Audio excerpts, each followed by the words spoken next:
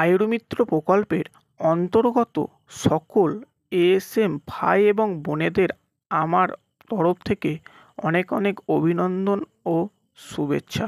আপনারা সকলেই জানেন যে ইতিমধ্যেই আমাদের ক্লাস বা ট্রেনিং অলরেডি শুরু হয়ে গিয়েছে।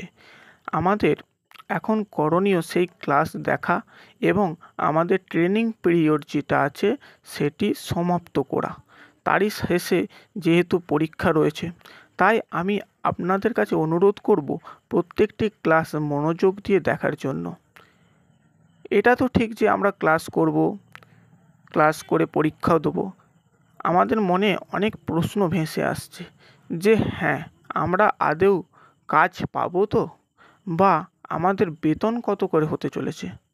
এই সম্বন্ধেই আজকে আমার এই ভিডিও, যেই ভিডিও থেকে আপনারা সকলেই জানতে পারবেন যে আমাদের বেতন কত, তারই সাথে আপনারা এটাও জানতে পারবেন যে আমাদেরকে কি কি কাজ করতে হবে বা হতে পারে। আজকে আমি শেয়ার করব আপনাদের কাছে হুগলি জেলার যে বিজ্ঞপ্তি বা যে নোটিশ প্রকাশ করা হয়েছিল সেই নোটিশে সম্পর্কে, সেখানে কি বলা হয়েছিল সেই নিয়েই আমি আজকে আপনাদের কাছে আলোচনা করব।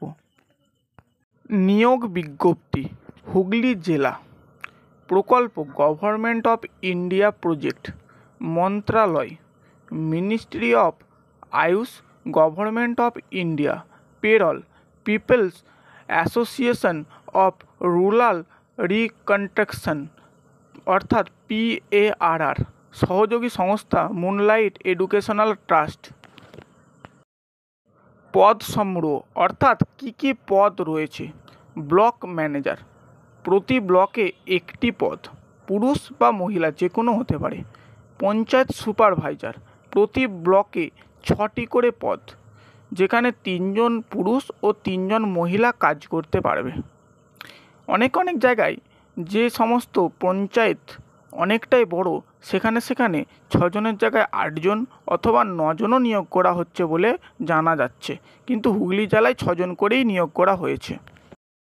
যোগ্যতা ও শর্তাবলী, ব্লক ম্যানেজার অর্থাৎ ব্লক ম্যানেজারের ক্ষেত্রে ন্যূনতম স্নাতক পাস গ্র্যাজুয়েট হতে হবে, অর্থাৎ তাকে গ্র্যাজুয়েট পাস হতে হবে। বয়স হতে হবে 18 থেকে 35 বছর। পুরুষ ও মহিলা উভয়ই আবেদন করতে পারবেন।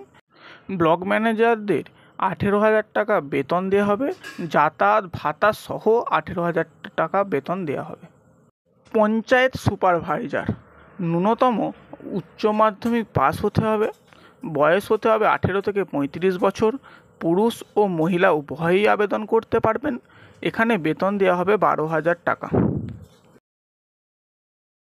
এবার হচ্ছে এএসএম, যাদের যোগ্যতা এখানে নির্ধারিত করা হয়েছিল মাধ্যমিক পাস, বয়স হতে হবে 18 থেকে 35 বছর। পুরুষ এবং মহিলা উভয়ই আবেদন করতে পারবেন এবং যাদের বেতন ঠিক করা হয়েছে 12,000 টাকা। এবারে আমরা সকলের দায়িত্ব অর্থাৎ আমাদের কাজ কি কি করতে হবে সেই সম্পর্কে প্রতিটি পদের বিস্তারিত জানব। প্রথম হচ্ছে ব্লক ম্যানেজার। মিনিস্ট্রি অফ আয়ুষের স্বাস্থ্য ও সচেতনতা কর্মসূচি বাস্তবায়ন করতে হবে। পঞ্চায়েত সুপারভাইজারদের কাছ থেকে তদারকি ও রিপোর্ট সংগ্রহ করতে হবে। আয়ুষ চিকিৎসা পদ্ধতি, আয়ুর্বেদ, যোগ, ইউনানি, সিদ্ধ, হোমিওপ্যাথি নিয়ে ক্যাম্প ও সেমিনার আয়োজন করতে হবে। স্বাস্থ্য পরিসংখ্যান সংগ্রহ ও সরকারি পোর্টালে আপলোড করতে হবে। স্থানীয় স্বাস্থ্যকেন্দ্র, NGO এবং সরকারি অফিসের সাথে সমন্বয় সাধন করতে হবে। ব্লক পর্যায়ে বাজেট ও প্রকল্প ব্যয়ের রিপোর্ট প্রস্তুত করতে হবে। এই সমস্ত কাজ ব্লক ম্যানেজারদের দায়িত্ব সহকারে পালন করতে হবে, যেটি এই নির্দেশিকায় বলা হয়েছে। এরপর হচ্ছে পঞ্চায়েত সুপারভাইজারদের কি কি কাজ করতে হবে। পঞ্চায়েত স্তরে স্বাস্থ্য সচেতনতা ও আয়ুষ চিকিৎসার প্রচার কার্যক্রম করতে হবে। গ্রামীণ জনগণের স্বাস্থ্য তথ্য সংগ্রহ ও ব্লক ম্যানেজারকে রিপোর্ট প্রদান করতে হবে। স্বাস্থ্য শিবির, যোগ প্রশিক্ষণ, ভেষজ ঔষধ বিতরণে সহায়তা করতে হবে এবং জনস্বাস্থ্য সংক্রান্ত অভিযোগ ও প্রয়োজনীয়তার তালিকা প্রস্তুত করতে হবে। পঞ্চায়েত সদস্য ও স্বাস্থ্য কর্মীদের সাথে নিয়মিত সমন্বয় সভা করতে হবে। জনগণকে আয়ুষ স্বাস্থ্য সেবা সংগ্রহে উৎসাহ প্রদান করতে হবে। এই সমস্ত কাজ পঞ্চায়েত যারা সুপারভাইজার হয়েছেন বা হবেন তাদেরকে এই সমস্ত কাজ দায়িত্ব সহকারে পালন করতে হবে।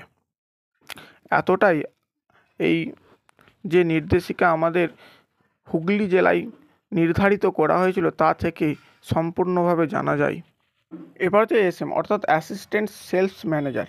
প্রথম 2 মাস তাদের সার্ভে করতে হবে, অর্থাৎ বাড়িতে বাড়িতে গিয়ে তাদের ডকুমেন্টস কালেক্ট করতে হবে। ডকুমেন্টস বলতে এখানে নাম, ফোন নাম্বার, অ্যাড্রেস, যেটি আপনারা আগের ভিডিওতে দেখেছেন সেই সমস্ত কালেক্ট করতে হবে। প্রথম 2 মাস আপনাদেরকে এই কাজটি করতে হবে।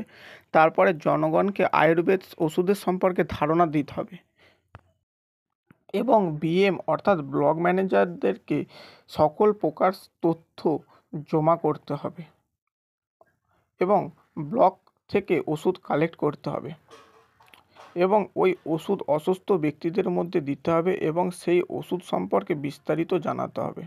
এই ছিল এএসএমদের সকল প্রকার কাজ, যেগুলি কি দায়িত্ব সহকারে আমাদেরকে পালন করতে হবে। আশা করছি আপনাদের কাজ সম্পর্কে আপনারা সমস্ত কিছু বুঝতে পেরেছেন। যদি কারোর কোনো রকম ইনকোয়ারি থাকে তাহলে আপনারা কমেন্টে জানাবেন, আমি পরবর্তী ভিডিওতে সেটি সলভ করে দেব।